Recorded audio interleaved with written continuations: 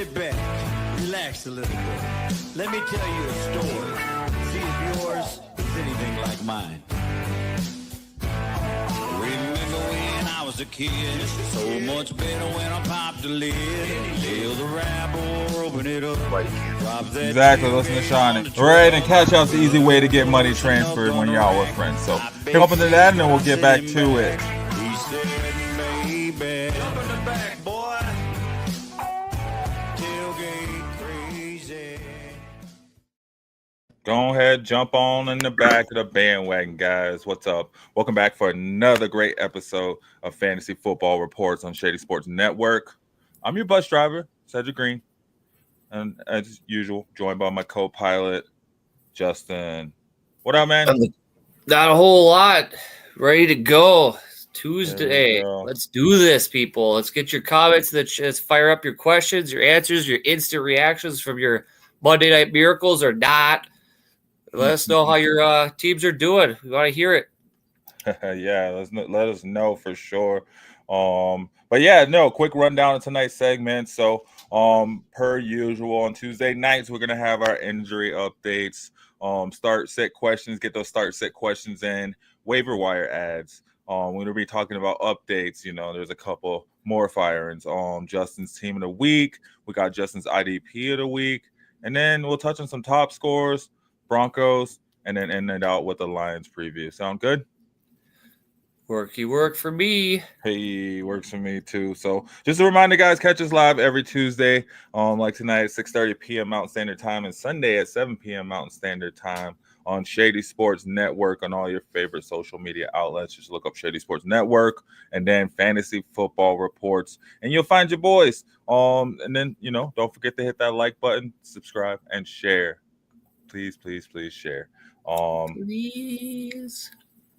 Yeah, so I'm having a little issue with one of the streams really quick, but that's okay because we'll just pivot it out and go to Instagram. So I guess the Twitch stream isn't wanting to work right tonight. So if you're planning to watch us on Twitch, you know, head over to YouTube or head over to Facebook, head over to Instagram, head over to Twitter or X. I don't know what it is these days.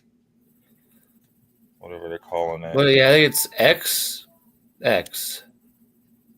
X, go give it to you. It's not DMX. But, yeah, so we'll be over. I'll be starting up on Instagram as well, too, so you can watch us on there. So I'm just getting that going. My bad, Justin. Give me one moment. I'll get this up. But, yeah, I guess going into it, we got those injury updates starting off with, I mean, I'm seeing Brock Purdy has an injury, a shoulder injury. What? It's considered day-to-day. That's not good. Yeah. He suffered in their loss against Seattle. So, especially with, you know, some would be saying he was having, you know, somewhat of a decent season, right? Yeah. I think I don't know what it was looking like fantasy wise. Let me pull it up and see. Did you have Brock Purdy in any leagues? Have you used Brock Purdy? I haven't even. I didn't draft him anywhere. I don't have him in any of my leagues, so I'm not familiar with what's going on with him. I could check it out real quick here if you. Well, I got it up right here. I'm looking. He was at quarterback 12 last week, quarterback 5 the week before, and then by quarterback 4, 8, 6, 7. So he was right around that, you know, 15 to top 5 quarterback range. He had a top 25 the first week against the Jets, but that was some other story. But he's been around like a top 15 and top 5 quarterback. Okay. Fantasy wise, looks like he's been hovering between like 14 and 27-ish points. Okay. So I mean, pretty solid, not bad at all, honestly. But you know, I haven't used them. I don't. Looks like he's rostered on about 95% of leagues, so he's definitely on rosters, and he started on 70% of those teams. So, people on the sleeper football app or sleeper fantasy app are definitely using them. So I imagine it'd probably be the same on other apps across the board as well. Let's see what they say about it too. They usually have pretty good updates. So yeah, it's just considered day to day. Do you think you're confident firing up against the Packers this weekend? I mean, it is his throwing shoulder, so I mean, probably. Packers have traditionally struggled against the 49ers. The 49ers have kind of dominated them in their past meetings. Yeah, so I wouldn't have a problem starting them. I'd fire them up if I were using them for sure. What about you guys? Go ahead. Oh, I was going to say, even in I think it's in Green Bay. Dang, you're just making it harder to use them, huh? Like I don't even. No, I'm giving out all the information. I guess they are at Green Bay this weekend, which the temperature should be in the 40s, partly cloudy. Okay. So cold weather game, California team. Just keep that in mind. I mean, for some people, it has an effect on them, but just keep an eye on that. And he's got limited. Well, I think Kittle is on the injury report too. Also, a Debo, did I see? I'm looking here. Yep. Yeah, so we got. I know I saw Kittle, and there we go. Kittle hamstring injury. Okay. Looks like Nick Bosa is hurt too, but that's for your IDPs. You might have to pivot this week. You might pick up my guy that I have. We'll see on Kittle tomorrow, though. We'll see if he practices tomorrow. Yeah, it's still early. It's much early in the week. Yeah, and usually on Wednesdays you start seeing those updates. Maybe we should have done the show on Wednesdays, but hey, whatever. What do you think, chat? What do you think? Tuesdays work pretty fine. But yeah, I don't see anything on Debo as far as like injury related updates. He just had a bad week. Yeah, it was just a quiet day for Debo. Still getting him at wide receiver too going forward. I mean, you're still playing him if you got him for sure. I agree with you completely. Yeah. Other than that, we got looking at this. So I'm looking at fantasyalarm.com. Shout out fantasyalarm.com. That's where I'm getting these injury reports. Shawnee put me on, or Justin put me onto that. Was it last week? Yeah, I think it was last Sunday. Darnell Mooney, yeah. So he was hurt in that Broncos game. He said he was fine, that his leg just gave out on him, but that's not good. It's a hamstring. Yeah, my leg just blew out on me. Yeah, so that's what happens when you play the Broncos, though, right? I guess like PS2 just shut him down, just ripped the controller out of his hands. You're done. Yeah, so he's like, go back to Atlanta, man. Don't just sit down. Go back to Chicago. I keep thinking he's with Chicago. But not a whole lot of injuries. We got Adam Thielen showing up. He's coming back. Oh, you're right. He is coming back. That's what it's saying. Could he possibly be one of your waiver ads coming up here, Seth, or what do you think? I'm not. They're playing the Chiefs. Jonathan Brooks is expected to play too, though. Yep. So, I think it'll be a running heavy game. Yeah, if the Panthers are wise, they'll control the clock, keep the ball out of Mahomes' hands, and they'll rely on that Chuba Hubbard and Jonathan Brooks duo. Yeah. And Bryce Young, keep that mobility, check down what he has to. Don't force big plays. And I think the Patriots might be coming off a little hangover here against the Bills, taking their first loss and traveling to Carolina, and maybe Carolina coming out of the bye week, fresh, healthy, prepared, ready to go, and give them a fight. Not saying they're going to win. Just give the Chiefs a fight. Just give them a little shove in the chest. Right, like knock them down a little bit. Yeah. Said would appreciate it, Carolina, if you could knock the Chiefs down again so his Broncos just smooth by the Vegas Raiders and take the number 1 spot. Right? Tell me about it. I would love that. Especially got Alexander Madison showing up with an ankle injury. Okay. Is it serious? Like he's looking to not play so far? He hasn't practiced today? Well, let me see. I don't know if they practiced today. Let me pull it up. But guys, go ahead and get those start set questions in the chat so we can get those on the next segment. Any trade questions too? Any bye week yeah, fill-ins? Still a few trade deadlines that are pushed out in some leagues. So yeah, get those trade questions in too. It's crunch time, guys. We're getting to the playoffs. There's probably about 3-4 weeks left to the fantasy season. This is where it's make or break for your team. Some of you guys are on the playoff line. Some of you guys have locked up your seeds. And some of you have established your fate in the toilet bowl or your bottom brackets if you have those in your leagues. But still, that's me in my Yahoo league for sure. Never quit, never surrender. Look at me turn around my teams in a few leagues. It's looking good. It's looking bright. So just think it, will it, and it might become.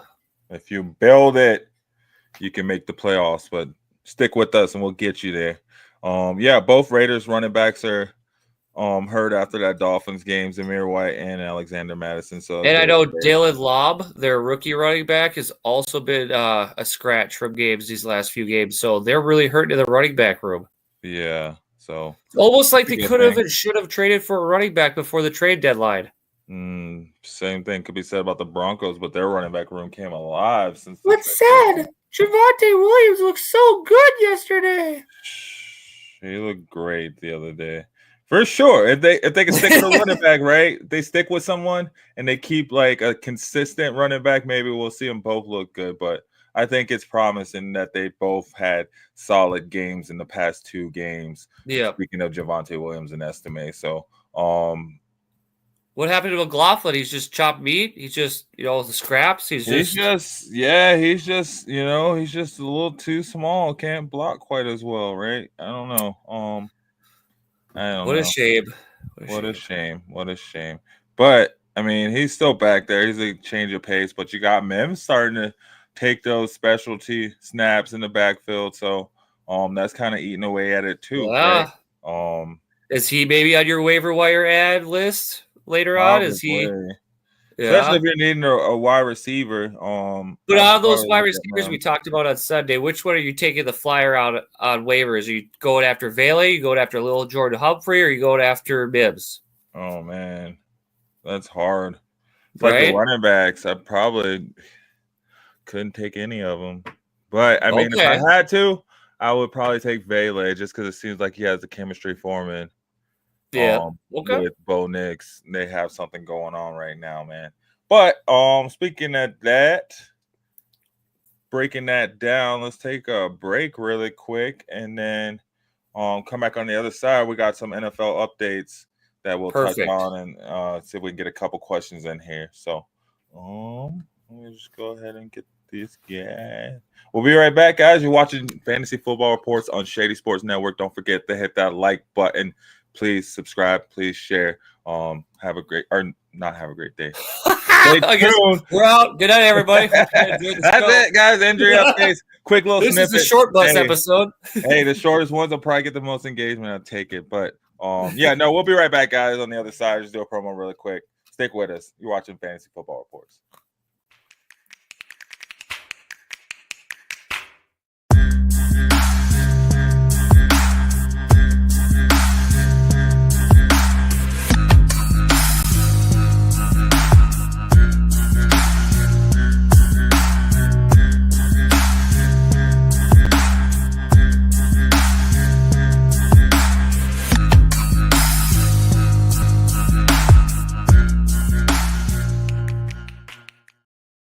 Yo, what's up, guys? As you saw, man, check out Shady Sports Network. You can find so many other sports news, articles, videos, live sports games, updates, all types of stuff, football, basketball, wrestling. I think there might even be some NASCAR racing somewhere on there. But yeah, guys, stop on in, check something out. There might be something for you. Yes, there is something for everyone. Don't go until you look. Yeah, and if you want to talk sports, hit us up. Come talk sports with us. That's the goal here, man. We just love to talk sports and join the bandwagon. Join the bandwagon. Come hop on it and let's get that. Let's get those sports conversations going. So it's not just always me and Justin, you know what I mean? But speaking of start set questions though, Brock Bowers, is he a must start? At the tight end position, that landscape is really thin. So I say yes. By necessity, you gotta. He's doing what he can with what he's got. He's taking what Gardner Minshew gives him and makes the most of it. So I'm confident of firing it up this week, even though it's against the Broncos. But if you're the Raiders, what other options, what other choices you got? Jacoby Myers is there, DJ Turner, Trey Tucker, no running backs. And I think Gardner is just going to have to throw. So volume is king, opportunity is prime. So fire him up. Is he the best tight end in the NFL right now? No, he's not. I'm not ready to crown him the best tight end in the NFL. He's the number one tight end right now. Oh, it's the sleeper app. Oh, for fantasy or are we talking NFL? Well, fantasy wise. Oh, for fantasy, I'm going to go George Kittle. George Kittle. That's what I think the best tight end is at the moment. George Kittle. I don't have the stats and the numbers right in front of me, but from what he's been doing this year, comparatively to the years past, he's staying healthy relatively. He's producing at a steady rate, and he hasn't done any games that are kind of like a busty or hurt your lineups from week to week. Okay. He's kind of held his water. He's held his own, but he's also had those boom spike weeks that's really put your matchups over the top. Let's see. George Kittle. He's had so far for the season.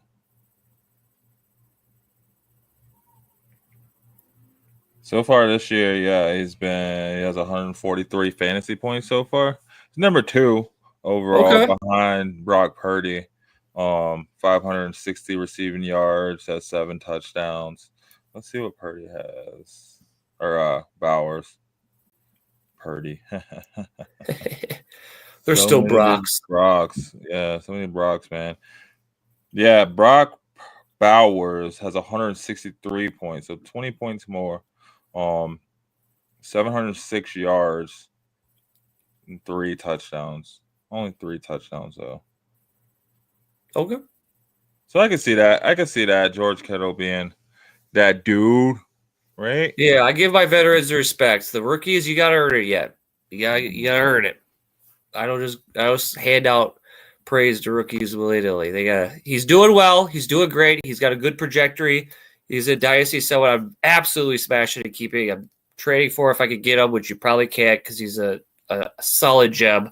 But I'm not selling him. I'm not trying to get a haul off of him, and I'm just keep firing him in my lineup. So I like him enough. Like he's got a good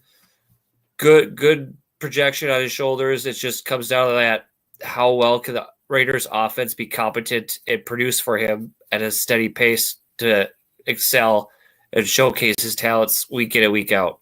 Okay. I think maybe the Raiders' offense is just one quarterback away from having, kind of a solid offense. I mean, I think that's their biggest, thorn in their side right now is quarterback play. Because they've been kind of predictable. I mean, we can't run the ball, and your quarterback's pretty mid to below average. Makes defensive coordinators look at them pretty easy at how to defend. Okay. And it's the Raiders, so Raiders going to rate. Raiders, they're going to rate it, right? They can't get That's the motto here, Bandwagon.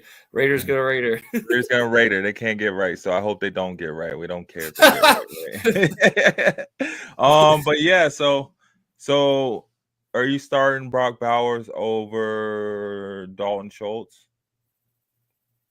Dalton Schultz. I don't know how he did last week. This week he's playing the Tennessee Titans, which he hasn't done much all season. He hasn't. So I mean, the matchup says yes, but Brock Bowers has just been a better talent this year. So I would probably go Brock Bowers over Dalton Schultz. Right, and he's all the Raiders have right now, right? So. Exactly. Like I said, volume is king, opportunity is prime. So.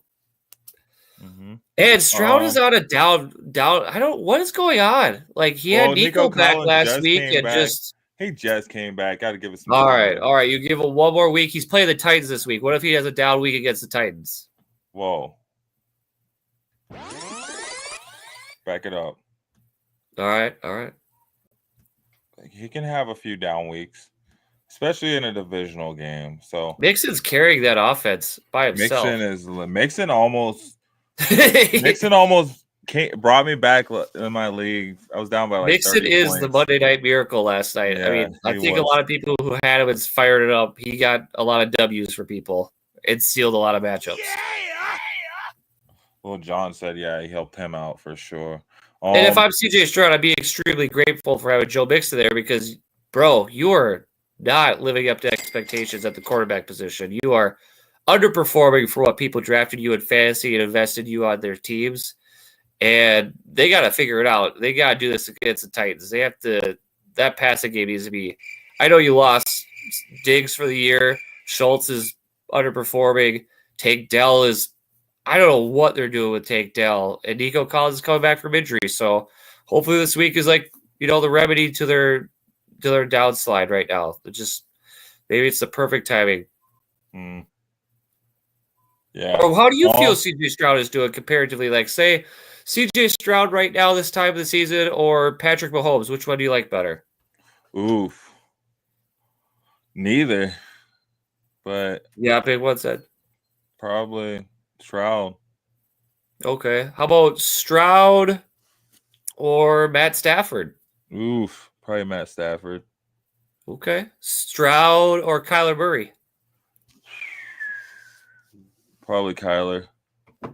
And last one, Stroud or Jared Goff? Oh, I thought you were going to say Bo Nix. I'm going to say Bo Nix. No. Jared Goff. My only issue with Jared Goff is that I feel like you're chasing points with Jared Goff. I get pissed off by him getting 16, 17 points, and then I bench him, and then he gets 30, 40 points. And then I play him, and he goes back and gets 16, 17 points. Yeah, live by the Goff and die by the Goff. Yeah. It's hard. It's hard. But, I mean, probably Goff. Okay. Just because, especially him with the full complement of all his weapons. Yep. Over CJ Stroud without his full complement of weapons. Probably go Goff. Cool. I just want to throw those your way. Just try to see what the temperature gauge you have on Stroud. If you're up on him, you're down on him, or you're just kind of riding him out, hoping for things to change. I don't know. I don't really use him though, so I don't really follow him as much, honestly. Okay. I'd probably play like Bo Nix or Jaden Daniels before Stroud. Oh, so yeah. So if you're looking at your lineup and you have other options on your bench at quarterback, are you looking more to like pivot to those over Stroud going forward, or are you just sticking with him and hoping things get better? Yeah, I'm probably looking around because I feel like he's had some down weeks. Is he someone you'd be trading, trading to get pieces elsewhere, a different quarterback? Probably not, because there's not much better out there. Okay. Right? I don't think there's much better out there than what's going on. Yeah, so I feel like just gauging with people too in my leagues and whatnot is the consensus is they're really stuck with him. They don't really feel like there's better options, like you said. And as far as the trade market value goes, not many people are high or want to acquire him, so it makes it hard for selling. It's just you got name value right now and not really performance production wise that people want to invest in. So that needs a turnaround change, and hopefully it's this week, so that way you can cash in out of him if you don't believe in him after a big week against the Titans, or gives you bigger support after seeing him go off of the Titans for the week following. Yeah, very true. Very true. My bad, I got pulled away. Nuggets. No, you're good. You're good. I'm just keeping this bus going while you're occupied. I mean, for me, CJ Stroud is someone that I'm actively trying to move before the deadline, try to package him in a deal so I can upgrade a piece somewhere else and maybe downgrade at quarterback because of that, just because his complementary options aren't helping him out, and he's also not making the magic that he did last year. Like we saw a lot of CJ Stroud magic, and I think defensive coordinators have kind of figured him out. They kind of understand what his game is and what he's capable of, and that's really, really limiting his productivity, which is unfortunate. But he's a talented enough player that I'm confident that he could get over this hump. It's just right now, if I can cash out of and get the value that I can, I'll do it. But otherwise, I mean, I'm definitely firing him up against the Titans. I mean, it's kind of a layup to play him against at home against a divisional opponent. I know the Vikings didn't necessarily beat up all over them last week, but they have some injuries on that defense and some concerns going into next week. And, with taking another loss, where they're going in the direction of their team. Are they, still got that fight in them and that interest of salvage the season and try to play spoiler, or are they just kind of 1 foot in the door for next year and kind of check it out? And Tajee Spears is, I guess he's been out for a while, but yeah. Their running back room just doesn't have the same punch that it had earlier this year. Yeah. It's kind of like they're kind of just stagnant or ran out. It's just that production you're getting from the offense earlier in the year is kind of slowed down. Yeah. I kind of stay away. So I feel like Stroud should have a strong game. Collins should have a good game too. Your fire is Collins up. You're confident. Another week back, healthy. He's gonna ball out. Yep. You know who else I might be firing up to? My man. Different team. Same team. Receiver. Calvin Ridley. Who? Calvin Ridley. Man, Calvin. I thought you said a receiver, different team. Yeah. Was it the same game? No, another juggernaut. Just in a different. Oh, sorry. Coming back from injury. I'm lost. I'm just all over the place because Mike Evans should be back. So is that confirmed? They're playing the Giants, I believe, this week. Yeah, I definitely would fire him up against the Giants. If healthy, yes. Danny but DeVito, if he hasn't practiced by Friday, they're gonna have so many opportunities to get him practice on the field. I'm just saying, if he hasn't practiced by Friday, I'm very concerned putting in my lineups for the game Sunday in New York, because you know what that MetLife Field is notorious for? What was that? Taking players out. There's so many injuries that happen on MetLife Field that if I'm the Tampa Bay Buccaneers, there's a serious concern if Mike Evans isn't 100% healthy to put him out there on that field with whatever weather conditions they have out there, because that field is notorious for destroying people's legs. Oh, I can see that. Yeah.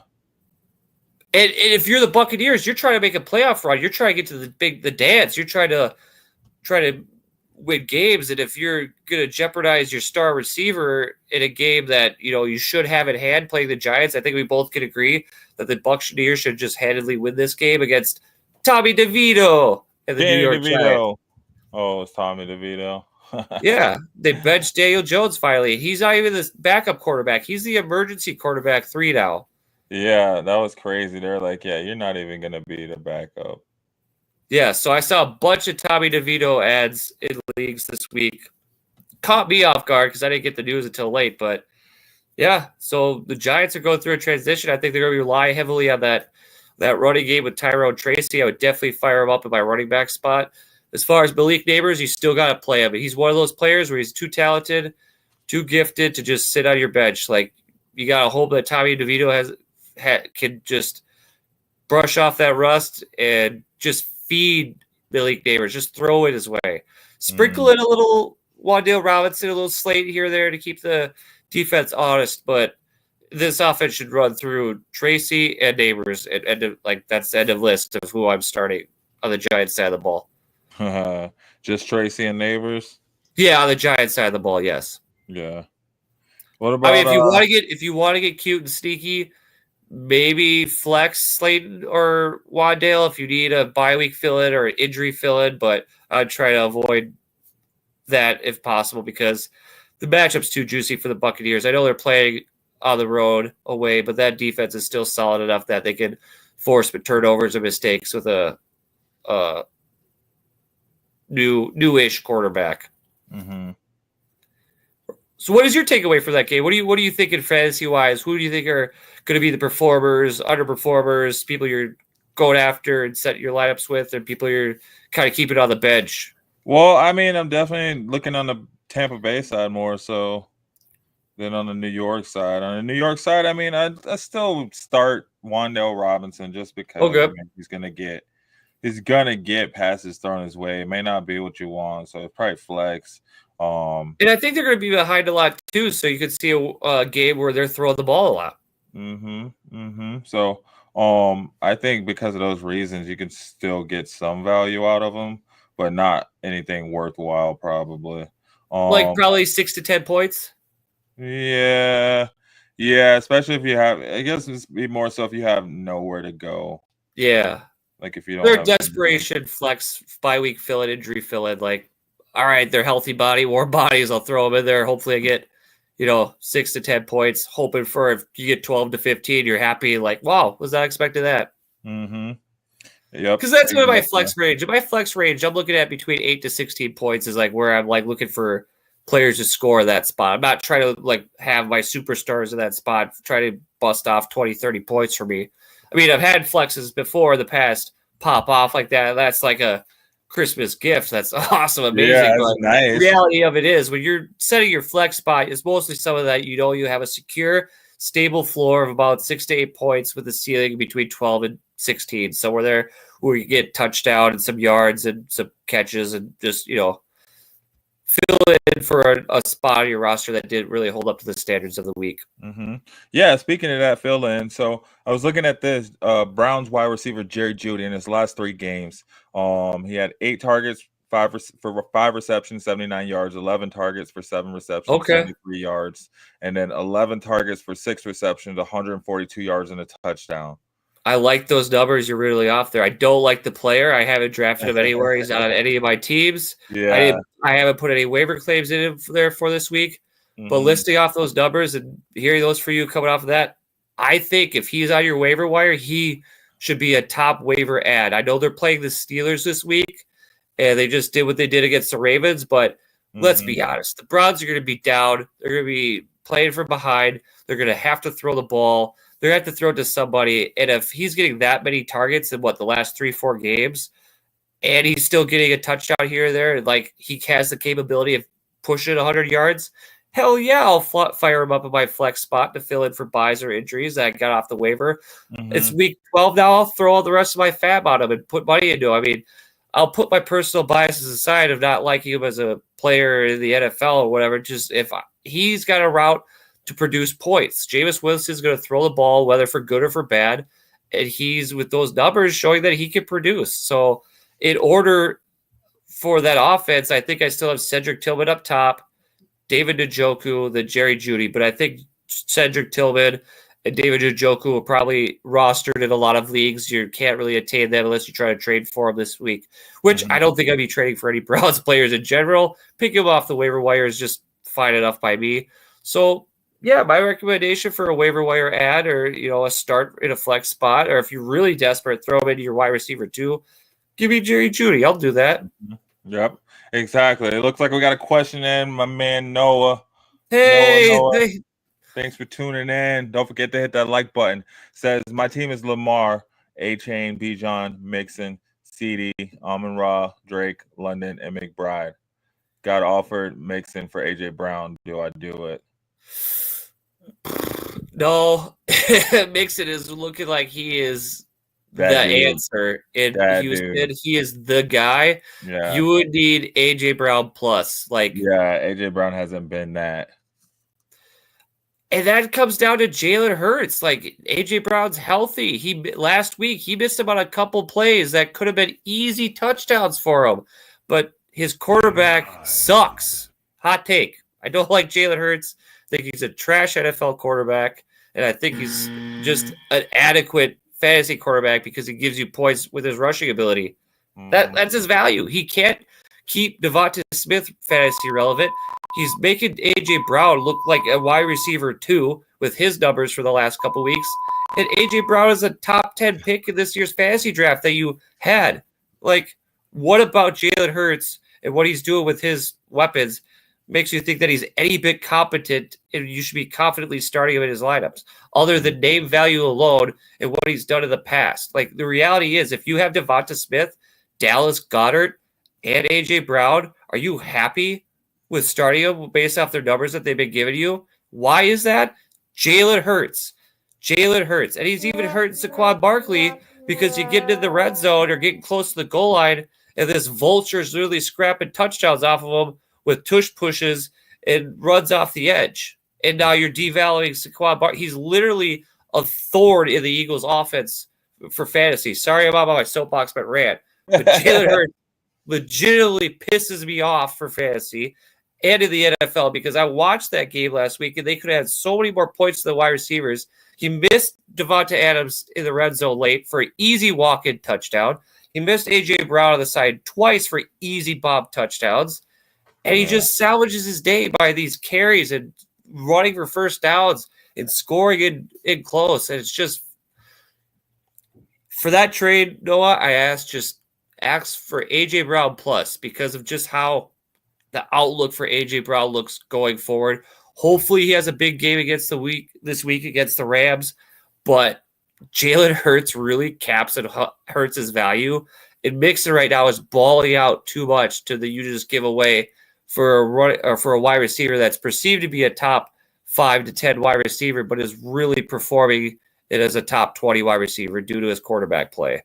So, I mean, an easy comp is if you could throw in A.J. Brown plus a running back 2 or another wide receiver 2 or A.J. Brown plus a tight end or A.J. Brown plus he has to add something to the deal for you to be able to feel comfortable about giving up Mixon because I don't know what you said, but I think Joe Mixon is carrying a lot of fantasy teams this year if you've drafted him and you have him. And whereas A.J. Brown, not because of A.J. Brown, the player, the A.J. Brown, the team he's on, has been capped in his performances and he's been hurting your team more than he's helped you win your weeks. That's very, very true. So I know Sam's not going to like that, be devaluing and degrading his Eagles, but it's just the fantasy reality I've come to. No, and that's true. I mean, A.J. Brown. Sorry, Sam, please don't hurt me. Because of his quarterback, it just hasn't been what you wanted. So, or how do you feel about Jalen? Like, how do you feel about the Philly offense in general? Those options, like who you like? Hit me with it. Am I crazy, or you see some of what I see? Yeah, I mean, I just kind of stayed away from Philly after these past couple years. Anyway, they really haven't been it as far as consistency, and getting you those points you need when you need them. Yeah, they look good, but it's I don't know. It's I don't know. It's just, you want to believe in them and they start off really good and then they'll have like a couple weeks later in the season where they pop. But I mean, just like last season, Jalen Hurts, aside from being hurt most of the time, you couldn't even use him last season, in which case you really couldn't use A.J. Brown or Devonta Smith. Or Dallas go there anytime. So yeah, while they look good every once in a while, I don't know. But where you drafted those pieces, you probably drafted A.J. Brown top 10. You drafted Devonta Smith top 20. You drafted Saquon in the top 10. Like these players that, well, granted, Saquon's had his big weeks. He's kind of salvaged it. He's made the best out of his situation there and retained his value. But those pass catchers in Philly, it is definitely famine over feast. Yeah. So, I mean. And I have A.J. Brown everywhere. I was a believer in Swole Batman. I thought he was going to have a big year. Him and Jalen Hurts connection, figure it out. But we are, 3 years into this now? And it still seems like there's just way too inconsistencies with a quarterback of that caliber and a wide receiver at that level for there to be that big of variances in their point totals in fantasy. Like, I have A.J. Brown almost everywhere, and I'm starting him out of a necessity. I'm not confident. I don't like it. I don't have any other options. But, like, he is the best wide receiver I have available on most of my teams. So I'm starting him, and I shouldn't have to be hoping and praying, just get me a touchdown, like 60 yards. This man last year had multi-touchdown games, multi-100-yard games. And this year, that's not happening. He's at best getting a touchdown at like 60, 70 yards. I mean, he's getting his 10, 11 targets and catching 6 or 7 of them. But man, like a lot of your matchups, you're looking at him like getting like 10 to 15 points, and you're looking over up on the other side going up against Pukas and Amon-Ra's and going up against even Drake London's, and you're seeing him putting 20-plus points up, and you're like, why can't my guy do that? Oh, he's got Jalen Hurts as my quarterback. That's why. Yeah. Sorry. Yeah, you're right. No, you're right about that. But I would probably hold on to Mixon for sure, and then I'd probably hold on to CeeDee Lamb even too. He's gonna give volume. Yeah. So yeah. Let's keep it moving. So we got another promo. We'll go do this promo, and then on the other side, we'll touch on your team of the week. Got your team of the week and your ID. All right. Cool. So be right back, guys. Thanks for tuning in. Fantasy Football Reports on Shady Sports Network. Don't forget to hit that like button and share it if you can. That'd be greatly appreciated. Tune in, and we'll be right back. Fantasy football fanatics, get ready to dominate your league. Tune into the Fantasy Football Reports every Tuesday at 6:30 p.m. and Sunday at 7 p.m. Mountain Standard Time. We're breaking down injury updates, who to start or sit, trade strategies, and lineup advice to help you crush the competition. So don't miss the inside scoop. Find Fantasy Football Reports on your favorite social media platform, live on the Shady Sports Network. Your championship starts here. Yeah. You heard it. Your championship starts here. We're here to help you get there. Like I said, we got before we went to the promo, we said we were going to touch on Justin's team of the week. So yeah, we got your team of the week. Looking pretty juicy this week. I'll just post it up and then I'll kind of let you go over. Okay, cool. Kind of touch on why you went with these guys. Yeah, so there we go. Yeah, quarterback. We got Jared Goff, Rachaad White, Brian Robinson, Puka, Jackson Smith and Jigba, Trey McBride, Juwan Jennings, Jason Sanders, and Chicago Bears. Now, Goff came back off of that stinker of a week against the Texans and absolutely balled out against the hapless Jaguars team. And what is one thing the AFC South have all in common? They're playing bad. They're getting beat by the Lions. And that's what's going to happen this week against the Colts. That pass defense is sorry. It's not as intimidating or threatening to Goff in any means necessary. He's playing efficient football, precise football, and lethal football. I could see him getting a couple hundred yards easily, at least 2 tutties, at least. So that's about 20 points for you right there. I'm confident firing up against the Colts, keeping the win train going, extended the win streak to 9, and easily cruising by the Colts. And I don't see any turnovers coming his way, too. I know that's the biggest knock on Jared Goff is that he does turnovers. He plays reckless, but I don't think that happens this game. Also, they're indoors, so that helps. And Amon-Ra is going to be there. Jameson Williams is going to be there. I think Sam Laporta should be back and healthy, but Brock Wright has been a good supplement to that offense since he's been out. He's been effective in moving the chains. And you always got those threat of those running backs in the backfield to help pad his stats. So I say fire Jared Goff up versus the Colts for sure. Absolutely. Yes, sir. But what do you think about the quarterback? No, I think I'd fire up Jared Goff. No, I'm cool with that for sure, especially against the Colts. I think it's a potential for him to have another. Last week Aaron Rodgers played the Colts. Well, how did Aaron Rodgers do against the Colts' defense? And we all know how good Aaron Rodgers has played all year. Not well. I don't know. Let me pull it up before I speak. Yeah, because I think Aaron Rodgers even had somewhat of a competent, good game against the Colts defense. And then the week before that, I'm not sure what quarterback they faced, but their linebackers on defense are pretty solid. That defensive front is stout against the run, so the Lions should have a little bit more, difficult of a time this week against the run than they did against the Jaguars. But again, that Colts defense I don't fear it. Aaron Rodgers had 184 passing yards, 2 touchdowns, no interceptions, and 114.7 passer rating. Okay. So and I think Jared Goff is fully capable of at least meeting that set of numbers. Mm-hmm. Yeah. And 16 points, you're still like, okay, I didn't lose, but you'd want a bit more. That's also the caliber. That's Aaron Rodgers, and we see how he's been doing all year long, and the fact that he can muster 16 points against this Colts defense. Mm-hmm. Yeah, see, so I think, I'd be confident firing up Jared Goff for sure.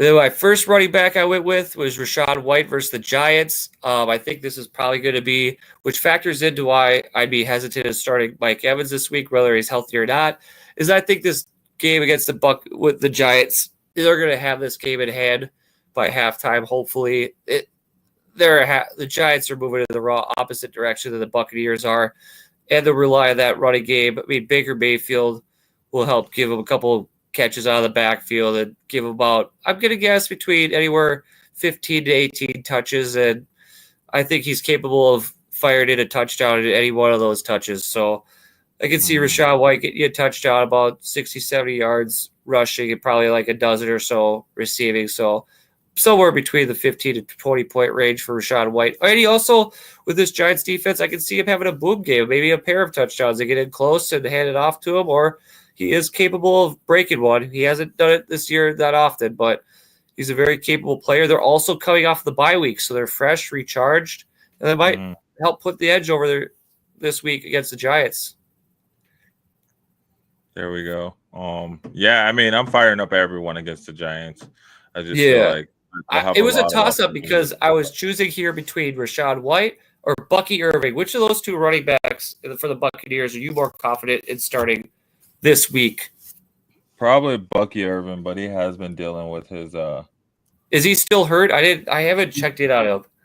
He's hurt like every game. So but the way I see Bucky Irving though too is he's more of the pass catching running back, the passing downs, whereas Rachaad White's the more run down running back. So just game script alone, I see this game going more as a running style game over throwing.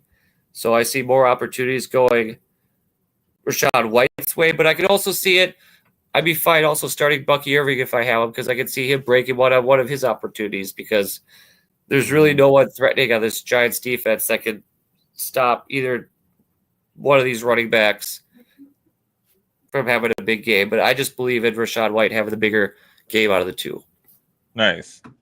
I can dig that. I think either one of them, like you said, all three of their running backs can go off. So, Rachaad White's been kind of the leader this entire time. So I could see him having a game, especially coming off their bye week. And I kind of followed the same recipe here, going with my second running back, Brian Robinson Jr. over against the Cowboys. We saw what Mixon did against the Cowboys. We know what the Gibbs and Montgomery did against the Cowboys. And we know every other running back that's played the Cowboys this year has done. They've at least gotten a touchdown, at least one, and a chunk of yards. The Cowboys are bleeding running yards on defense. They have no answer of stopping the run. And again, follow the same recipe with Rachaad White against the Giants. Brian Robinson, the running back in that offense. Feel like he's going to get a heavy dose of carries and opportunities. He'll walk away with at least one touchdown and push it 100 yards easily. Because I was juggling back and forth between Austin Eckler and him, and Eckler's more of the passing down back, the passing game, kind of the same script there. And I just felt like the Commanders, I don't know how you feel about the game, but I feel like Commanders should have this game at hand, and that they'll rely heavily more on their running game over the passing game. But I still think Jaden Daniels has a good game. Hope Terry McLaurin gets on backtrack, and maybe they put up big points to the passing game early and then rely heavily on those runners in the second half to close out the game. So like Rachaad White, I think Brian Robinson Jr. could get you easily one score, hopefully two, and push it 100 yards in the week. Yeah, I'm very pro Brian Robinson for sure. And then pretty much whoever's starting against Dallas running back wise, that running back, because that's how it seemed. It's how it's been going for sure. Yeah, I like that one. So you're firing up all your Commanders this week against the Cowboys. Jaden Daniels for sure. Would you even start Austin Eckler if you have him? If you don't have Brian Robinson, or are you not? Probably flex him. Flex him. Okay. How about Zach Ertz at tight end? You fired him up? Probably no, unless I don't have a choice, but I wouldn't. Yeah, I wouldn't be looking to fire him up. All right, that is fair. Then my first wide receiver, if he's not punching people in the first quarter, he's putting up big plays and scoring big points. Last week against the Patriots, I don't know his exact stats, but I know he was targeted heavily. He's been at least getting, I don't have the stats in front of me. I know he's been a heavily targeted wide receiver since he's been back in the lineup coming off of that injury. Matt Stafford is comfortable with him for the big plays, the deep balls. And what I think with this game in particular, the Eagles will want to keep everything in front of them, try to limit the opportunities for the short gains, the chain movers, the first down catches. And that's more of Cooper Kupp's recipe in the red zone and in those like drive extending plays. They're going to be more focused on that, which leaves it the opportunity for Puka Nacua to bust a big play over the top, maybe a touchdown or two here. But I don't think the Eagles have enough back there in the secondary to be able to contain all of the receiving options for the Rams. And the way Matthew Stafford's been playing these recent weeks, he's capable of big games and passing the ball. I don't necessarily think that the Rams will be down in this game, forcing them to pass the ball at all, but I think the game will be close enough and tight enough for the opportunity for more bigger game-busting plays to happen, and I believe that Puka Nacua can provide on the other end of those plays and reward you deeply in your leagues if you start him in your matchups this week. That's why I'm firing up Puka Nacua in my first wide receiver spot. What do you think, Seth? Yeah. Like you said, he's gotten a lot of volume. He had 9 targets last week, 14 the week before. The week before that, the Seattle game when he was ejected, he only had 4, but then he had 9 before that. So yeah, since him coming back from injury, he's been holding it down for sure. And I'm confident. Yeah, I'd be confident starting Puka anytime I got him. If you had the choice, though, in your lineups, if you had both players, which props to you if you drafted both, that's pretty impressive and bold and brave. But Puka Nacua over Cooper Kupp, which do you prefer if you had the choice of both against these Eagles? Probably Puka. Okay. I would just lead it that way, too, because I feel like he's the bigger opportunity for the big play. But if they get close, that's Cooper Kupp's bread and butter, the red zone and, moving the chains. Mm-hmm. Also, I know the Eagles did hold the Commanders in check with the passing game last week, but Jack Ertz did salvage himself a game against the Eagles. So there is opportunity for them to feast on the passing game and the receiving end. So I start Nacua confidently and happily if I got him. Yeah. My second wide receiver, Jackson Smith and Jigba versus the Cardinals. Now, the Cardinals are coming off a bye week, so they'll be fresh, ready. They've had 2 weeks to prepare for this game.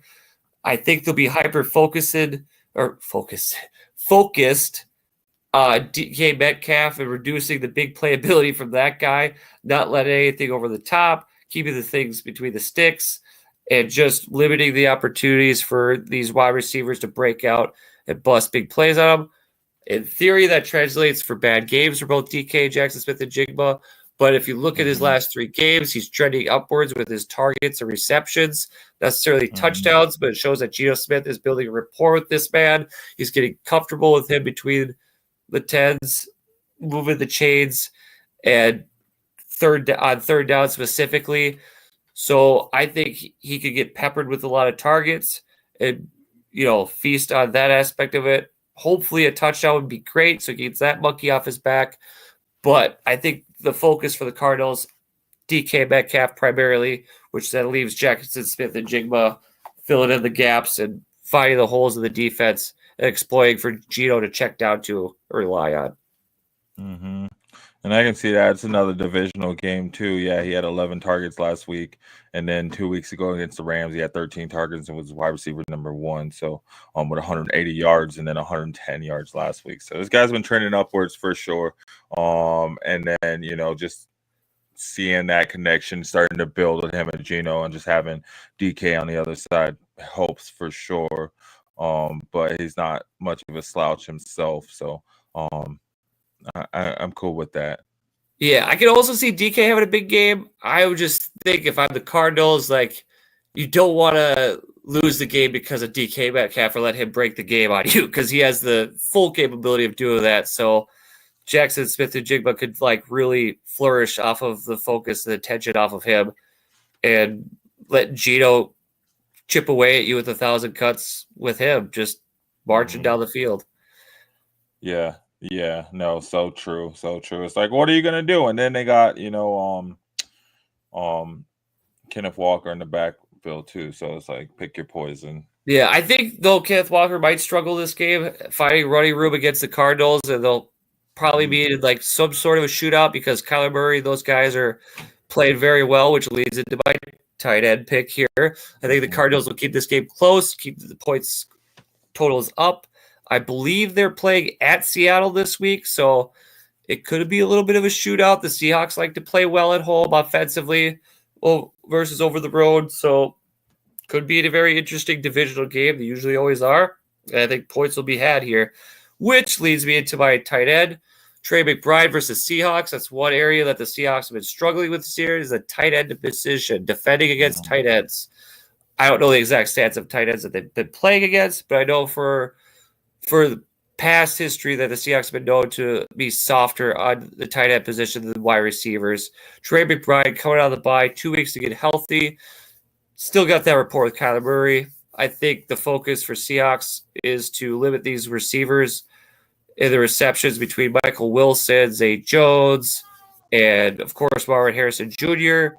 And Trey McBride's an athlete. He's a talent. He's a beast. And I think for Kyler Murray, he'll be his safety blanket, his drive extender, and his red zone threat for this game. So he might be due for a touchdown. Probably about 5 to 6 receptions sounds about right.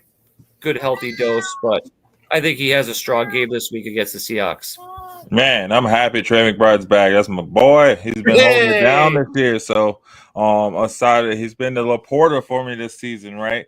So I am definitely stoked about that. Last week he only had 5 targets, but he did have 4 receptions for 71 yards. So he had around 11 points. Yeah, I think he's due for a big game. You're right, Seth. He's your boy. I think believe it, will it, and it might come. So I think. Yep.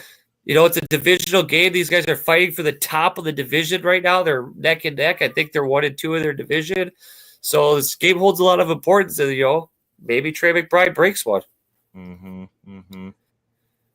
Then my flex, I'm going with Juwan Jennings versus the Packers. This man has been saving Brock Purdy's fantasy day. He's been reliable in the passing game. He's a deep threat for a long touchdown. He's also a good stick mover. And he's just got the experience and the rapport with Brock Purdy as of lately. Deebo Samuel's been struggling. Ricky Pearsall's hit or miss. He's still a rookie. He's got growing pains. Kittle's been, for the most part, a security blanket there and really helping him out, extending drives. But if I'm banking on my flex spot a touchdown this game against the Packers on the road, I'm going with Juwan Jennings. Throwing him up in my flex. Packers have been notorious for struggling against the passing game of the 49ers. They just don't know how to defend against that offense, passing-wise. I think CMC still might struggle against this Packers rush team. They're ferocious. They're aggressive. So I think Brock Purdy is going to have to heal fast and throw the ball to win this game. It's going to be a colder game. It's going to be a tougher game. And if Juwan Jennings has any success, it'll be him breaking one off this Packers secondary, and I believe it could happen this week. There you go. He had 11 targets in both the past 2 games. Okay. About 40 points over the past 2 games as well, too. So I am definitely you feel that's a good flex spot? Yeah. Do you think there's probably a comparative option there at flex where you'd consider starting over Juwan, or you got Juwan in the flex over a lot of people? Probably like Cedric Tillman or like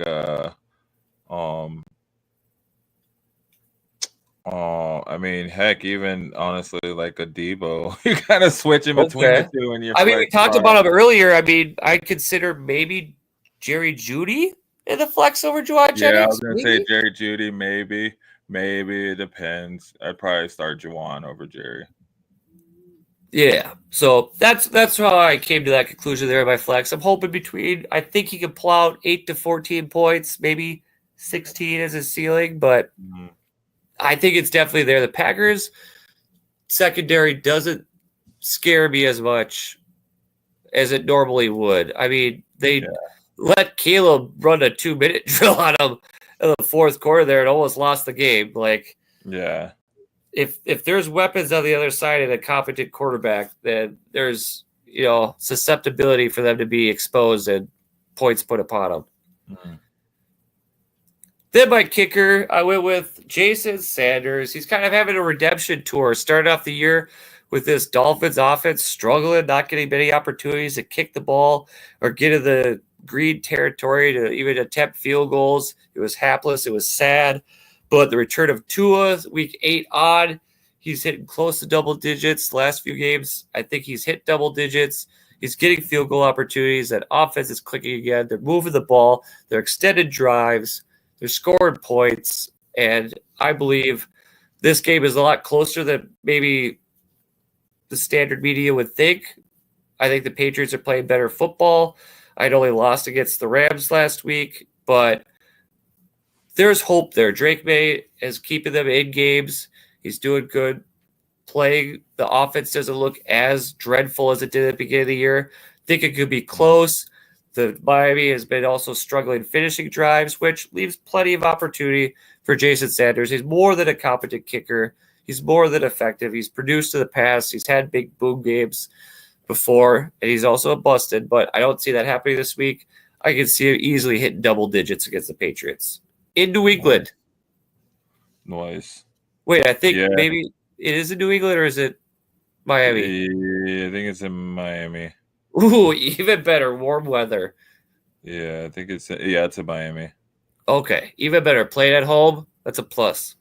Yeah, he's had 11 points last game, 15 points the game before that. He was 2 for 2 on field goals last game and hit all 4 of his extra points. So I'm cool with that. In a lane where kickers are bringing you back and getting more points than flex players, I'll take it. Yeah, I'm showing him some love this week. Mm-hmm. And then finally, in my defensive spot, I know I'm going against my creed. Don't usually start Bears players. I don't have Bears players. I don't advocate for Bears players, but this entire defensive unit is due for a good game, a big game. They got the heartbreaking loss last week. They got that bad taste in their mouth, losing to a division rival at home by a blocked field goal, and I think that team will come out motivated at home to not go back-to-back game losses at home. I bet Damian here, watching us before, would be happy to hear me say this, talking up his team, but I think the Bears, with Caleb Williams playing a little bit better, the Vikings have been showing some cracks in that offense, some stalling out. They didn't play as well against the Jaguars, didn't play that good against the Titans even, but they still pulled out wins. They didn't play flawless. They made mistakes. They were playing sloppy. They're not really running the ball well right now. They're relying heavily on Darnold in that passing game.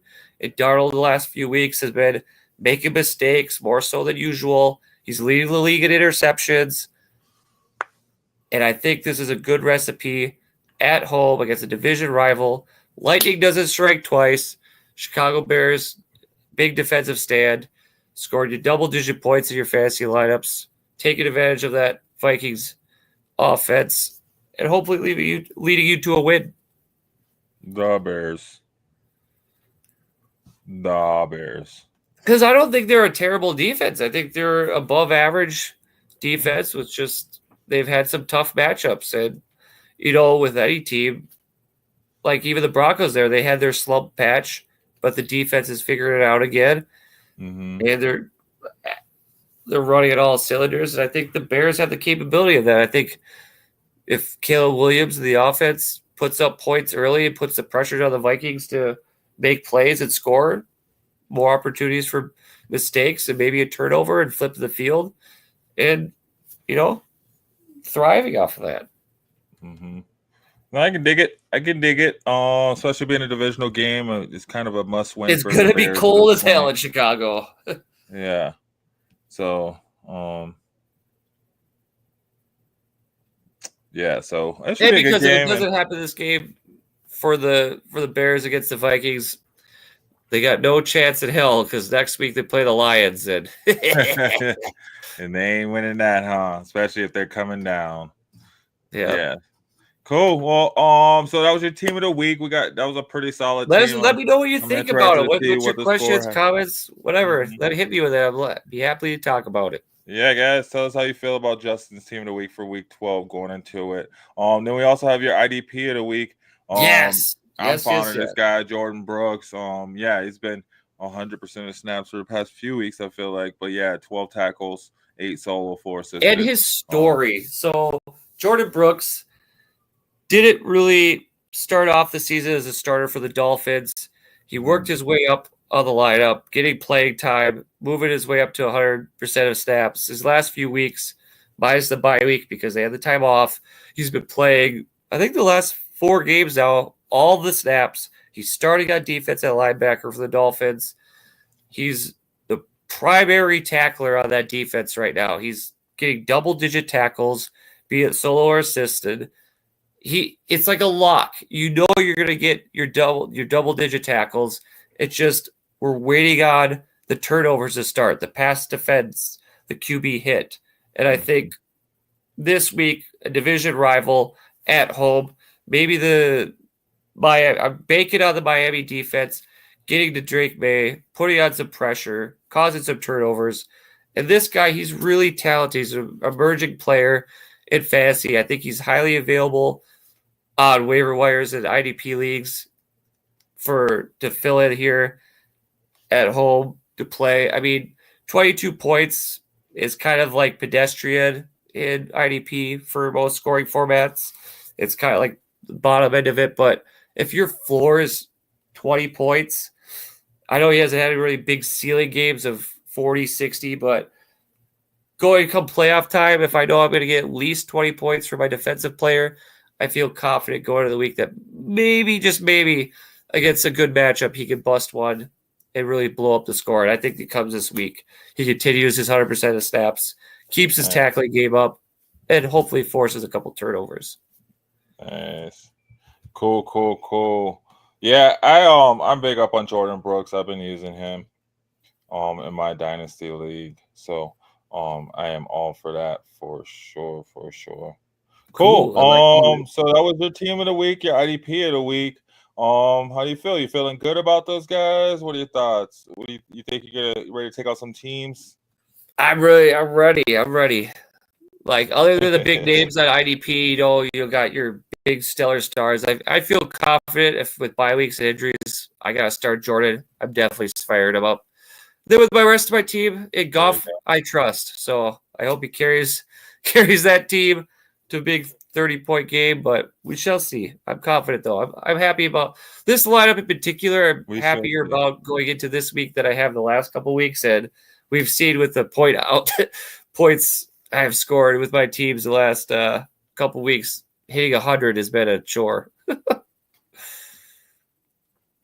Well, I mean, it looks like this team could do it. I feel this is the team that could do it with those heavy hitters on there. So, we touched on the team of the week, guys. We're gonna break away real quick. I'm gonna do the wanted promo. You guys, I know you've been liking that live promo. I've been hearing that feedback, but we'll get that wanted promo, and then on the other side, we got a question in, and we'll touch on that, and then we're winding it down, guys. We're coming around to the last few stops. So we'll have the Broncos. We'll touch on the Broncos really quick and touch on the Lions game.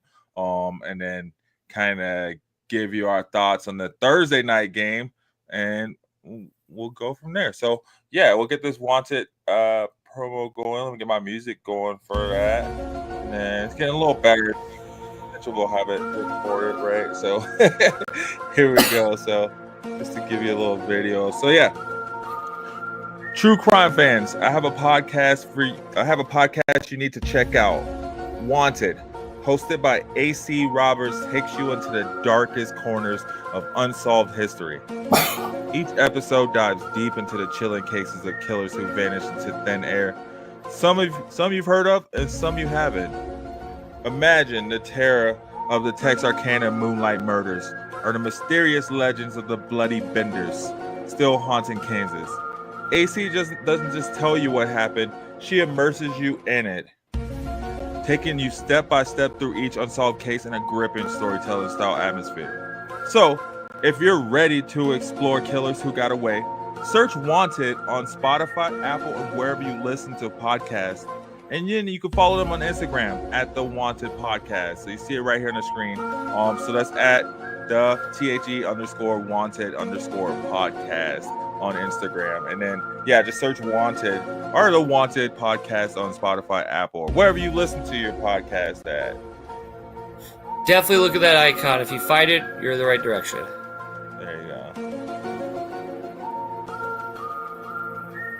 Yeah, so we got some questions in. This question is a true crime. So, should I trade her? So, first off, Sean, thanks for tuning in. Sean, thank you. Having you here. Hit that like button. Yeah, so should I trade away Garrett Wilson for Pickens in a keeper league?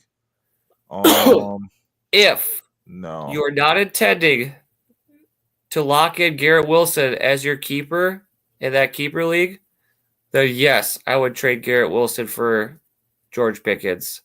The outlook that the Jets offense is looking at right now going forward rest of the season, if they keep stacking losses, are they interested? Are they competitive? Do they salvage some sort of performances going forward? There's a lot of variables, a lot of risk relying on that. And I'm a Garrett Wilson believer. I love Brees. I love Garrett Wilson. I love those guys. But I also realistically see a potential horizon here with how the season going is that their fantasy values going forward with questions at the quarterback position specifically. Does Rodgers come back next year? Does he hang him up? Does he stick around? What's his interest level? What's his competitiveness level? I mean, those are things that legitimately should be taken to be asked right now because it's just the Jets are a mess. They have no identity to it. Are they run first or they pass first? It's right now, whatever Aaron Rodgers is feeling like. And with Garrett Wilson, he's had these quarterback problems up to this point. He's got no stability. Like, he's got all this potential for the future, like in keepers and dynasty leagues. He's got all the talent in the world, and he's young. But what's attached to him is the quarterback. And will it be sustainable? I mean, this last week was Devontae Adams' game, and kind of Garrett Wilson fell to a back seat, where the guy you're trading for the other end, George Pickens, I mean, you tell me, said he's looking good. He's looking hot.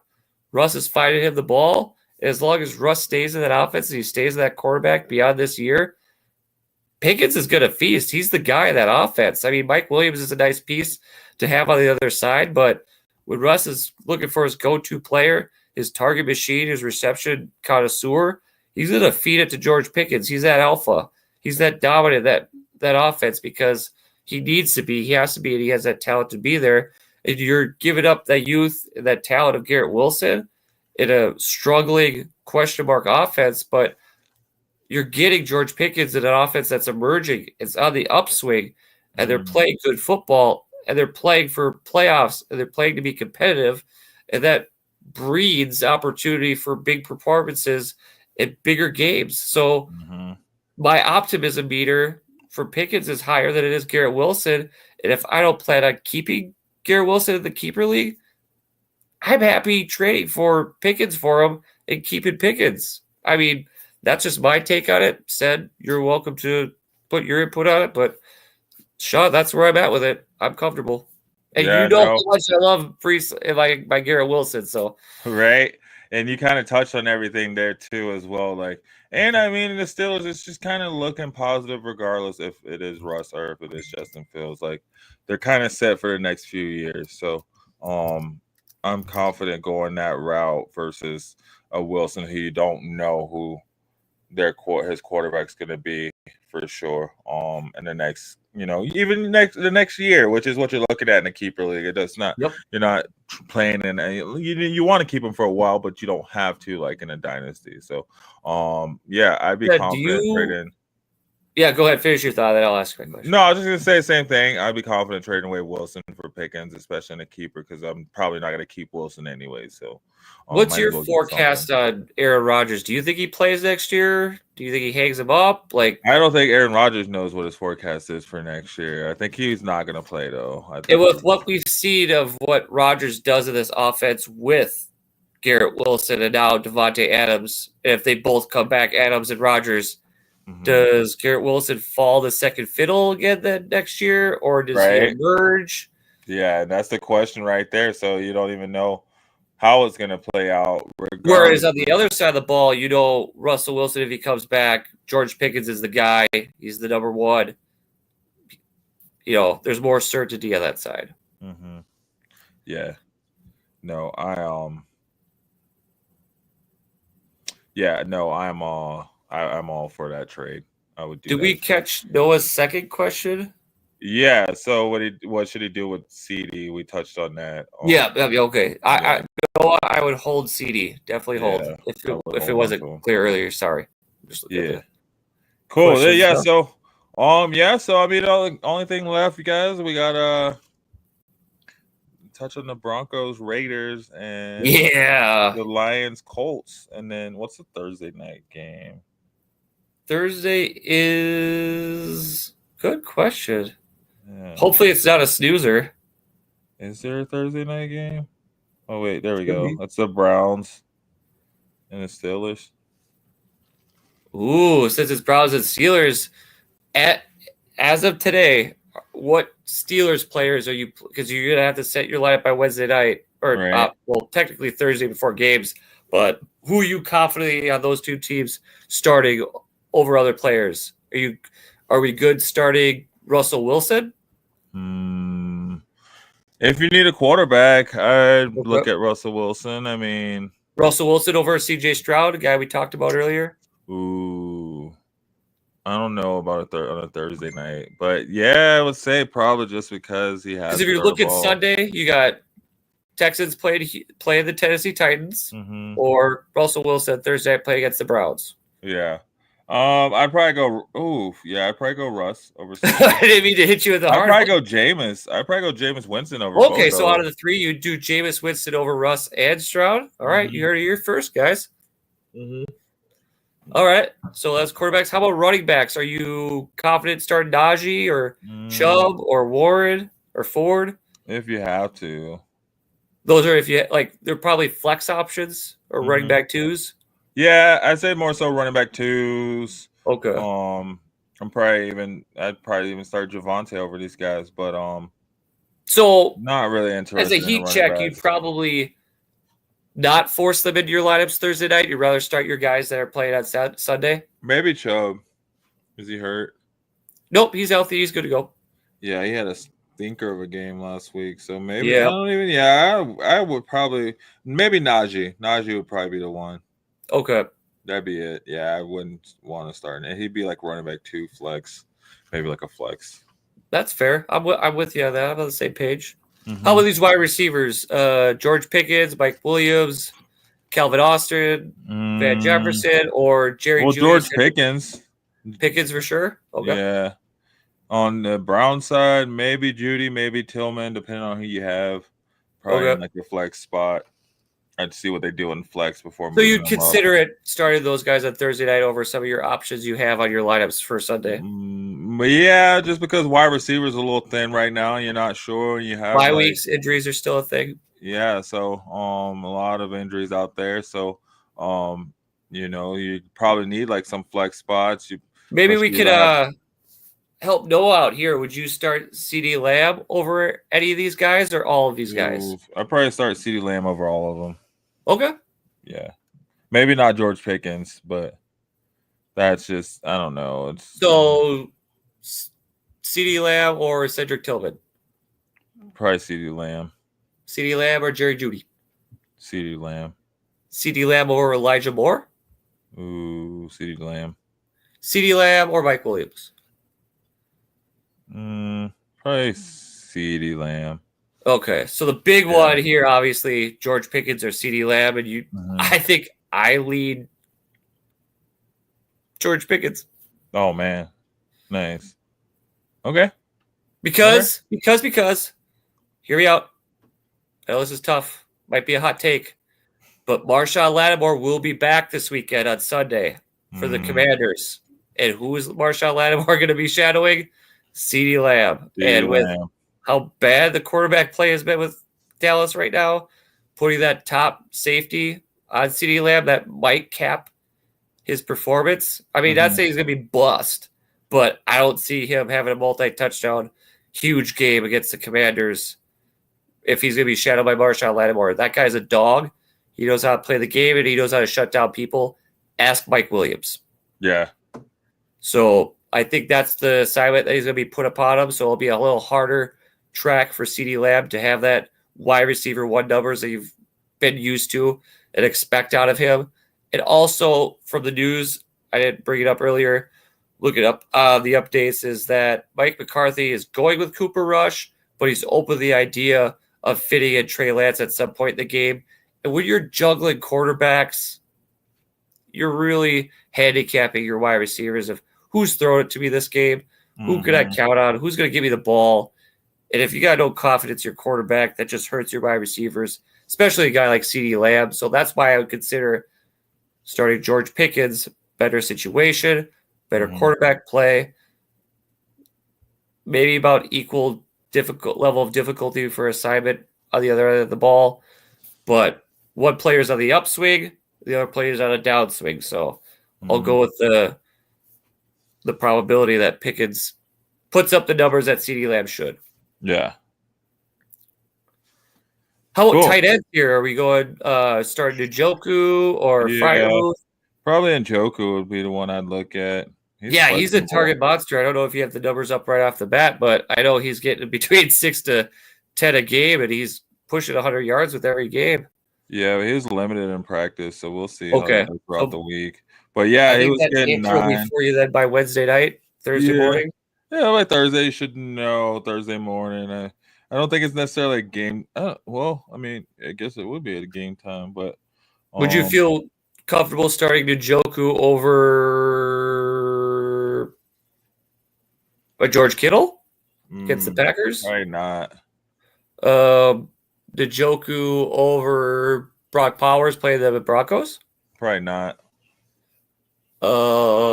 Njoku over Sam Laporta if he's healthy playing against the Colts? That's a toss-up. I might. Okay. I might be somewhere. But I probably wouldn't know because I feel like Laporta's due for a game.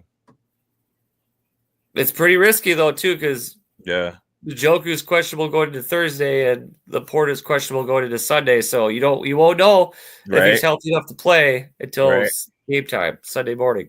That's true. Which you could catch. Ced probably covered some of those details on the pregame show Sunday morning if you want to join Ced. Yeah, join us. I'd be happy to have you guys. I think it's 9 a.m. Mountain Standard Time. Just thought I'd do a little plug for you. It'll help you out there. Get some love. Plug in there. I'm busy doing family stuff that early in the morning. I can't hang out with you or join you, so thought I'd do my part. Hey, we still come on at night too. Catch us at night at 7 p.m. every Sunday. So, moving on, and the kickers are probably. I mean, Boswell, right? He won the game last week. Yeah, the Wizard of Boz. Yeah, so he probably started. How many points did he put up last week? In a league 24. I have him in, he got 24 points. Yeah, he got 24 in my league too. Yeah, so I'm definitely fired up Chris Boswell this week against the Browns. Whereas, not sure if he's going to get 24 points, but I think he's going to get a 12-pack. Yeah, he's won like 4 games for him throughout his career. So, where it's been him kicking and they haven't scored touchdowns. So that's pretty positive. How about on the other side of the ball? You started Justin Hopkins over a lot of No. Okay. No, he got negative. So we can stay away from Dustin Hopkins, but fire up Boswell if you got him. Yep. And then what about the defense? Would you fire up Boswell over my guy, Jason Sanders? Yeah, probably would. Okay. Yeah. Cool. Would you fire up my guy, Jason Sanders, over the Browns kicker I just said, Dustin Hopkins? Oh, yeah. Okay, cool. Yeah, I got Jason Sanders in a few leagues for sure. How about these defenses? You feel confident firing up the Steelers over some of the other matchups out there? Well, because it's the Steelers. I guess if you got them, you're probably rocking with them. So it's a division game. It's gonna be bloody. It's gonna be bloody. TJ Watt gonna be throwing punches, right, Sean? He probably will, like he does, right? So, Yeah, they haven't played each other yet, but I mean, I'd Nope. probably do the Steelers over the Browns defense. I don't think I'd Okay. care for Browns. So you're starting the Steelers defense over probably like a Texans defense versus the Titans? I don't know. That's a good one. I'd have to think about that one. How about Vikings defense against the Bears? Oh yeah, I'd start Steelers over Okay. those guys for sure. How about Bills? No, they're on a bye. Never mind. But yeah, so you can fire up the Steelers in most situations there. I'm confident firing. I'm staying away from the Browns defense. The Steelers are playing good football right now, and I don't want to have any of that smoke. Yeah, man, Nuggets are up big. Really? Yeah, 92-78. How's Peyton Watson doing? Oh, That's my guy. Let's see, P. Watt. Little basketball action coming for you guys here. Getting all kinds all over the. 19 minutes. He's got 11 points, 4 rebounds, 1 assist. Pretty decent. That's respectable coming off the bench. I like that. I wonder what's been up with Joker, man. It's whatever. Did he have a kid? I don't know. Did you say he was having a kid? I don't know. That was a rumor. I haven't heard anything official. Wow, he lost interest in the game of basketball. He just doesn't want to play no more. I know. Maybe it's like he saw too much Anthony Edwards last year. He's like, man, I can't play to that level. yeah, I don't think that was it. But yeah, no, keeping it going. Yeah, sorry guys. We kind of got off on one, but that's okay. We'll keep it moving. Just keep it quickly along. So with the Broncos, playing against the Raiders, I mean, obviously I got the Broncos winning. They better come out a win. Raiders are 2-8 right now, looking like crap. The running backs are hurt. So I'm firing up the Broncos defense for sure. Hell yeah. And IDP, I'm probably playing all those linebackers. Everybody. All of them. But yeah, on the offensive side, I mean, who's your X factor? I'm gonna give you this one. You can only start one of those guys in your fantasy lineups. Who's your X factor? Who you starting on the Broncos side? Cortland Sutton. All right. Over Bo Nix? Oh yeah, I forgot about Bo Nix. I was gonna say you can only start one. I'm only gonna give you one. Yeah, I'm probably playing Bo Nix. Okay. Yeah. He's the X factor for sure right now. How many touchdowns minimum does Bo get this game? Oh man. 2. Okay, so by the end of the game, do you think he has more touchdowns than interceptions? Yeah. Oh yeah. He's been really good about not turning the ball over these past couple games. How about with Max Crosby factory, more touchdowns than getting sacked? Yeah, man, and our line has been holding up. Our offensive line has been looking pretty good. Cool. Yeah, I respect that. I'm all for that. Hell yeah. Bo Nix he's gonna ball out. Yeah, man. I don't know. Yeah, I wouldn't say ball out, but he's gonna have. They're the Vegas though, or played indoors? Yeah. So it's inside the dome or inside that stadium. What happens in Vegas stays in Vegas. The Raiders about to find out. They're about to find out though, and yeah, so it should be a pretty nice day. Oh man, where do we go? Yeah, no, I think it's gonna be a good game for the Broncos. They need like something like this. This game last week to get them back on. Who's the starting running back this week? Javonte. Who gets the first carry? I think it'll be Javonte. So Javonte, you think Audric Estime project is on the back burner? Not necessarily. I think they're just trying to see what they can do now, as opposed to seeing what build his confidence up. Yeah, if they make a playoff push. Exactly. So I think it'll be Javonte. Okay, that's cool. How about on the Raiders side of the ball? I know it's tough talking about it, but like, do you see any players that people could start this week in fantasy, be comfortable with, or you just try to avoid all? Well, Bowers. Raiders? Okay. Bowers would probably be it. I'd start him if I got him. Maybe Myers if you need a flex, but flex. I'd say flex if you had to. But that would be it. Yeah, I'm staying away from everybody else. If I don't have Bowers or Myers, just don't force it. Don't throw a round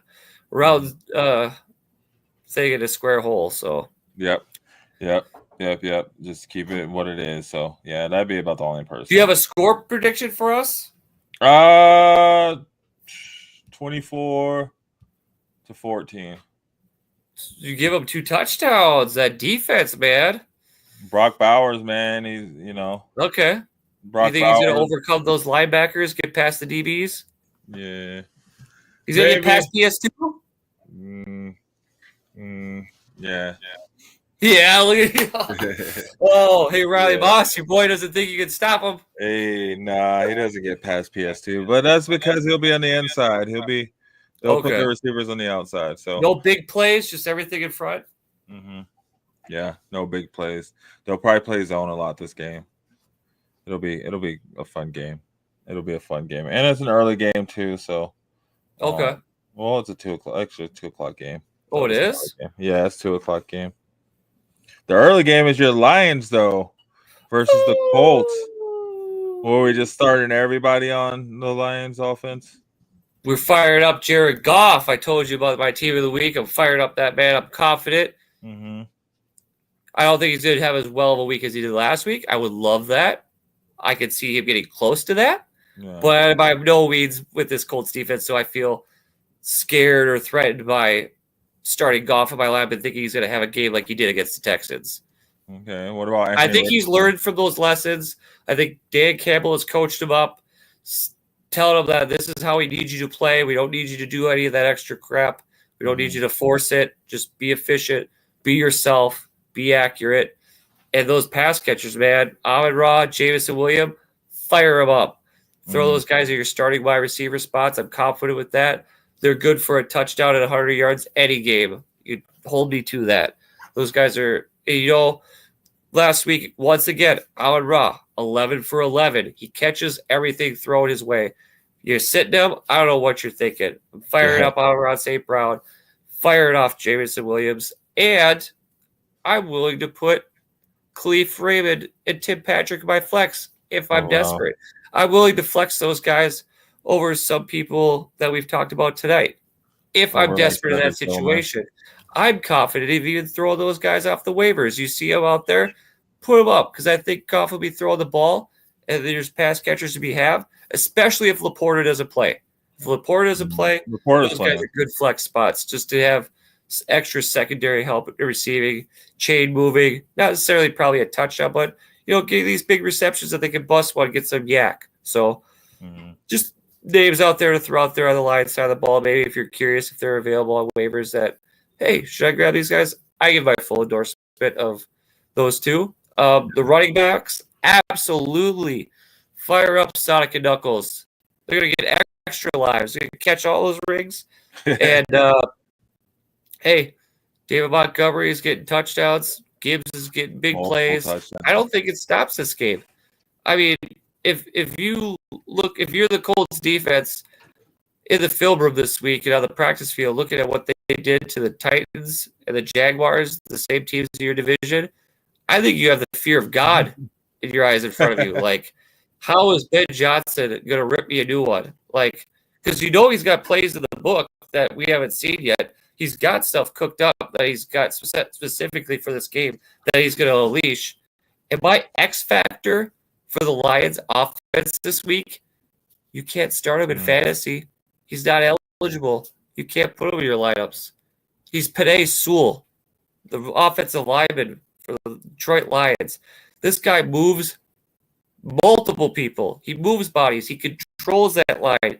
He controls that area. He is the Iron Man in that offensive line. He gives Goff the protection so he can make those big plays, those big throws down the field. He gives those holes for Montgomery and Gibbs to bust those big plays. And for a big man, he's out on the screen plays, out on the edge plays, throwing blocks downfield, moving those defensive backs so those big plays keep happening.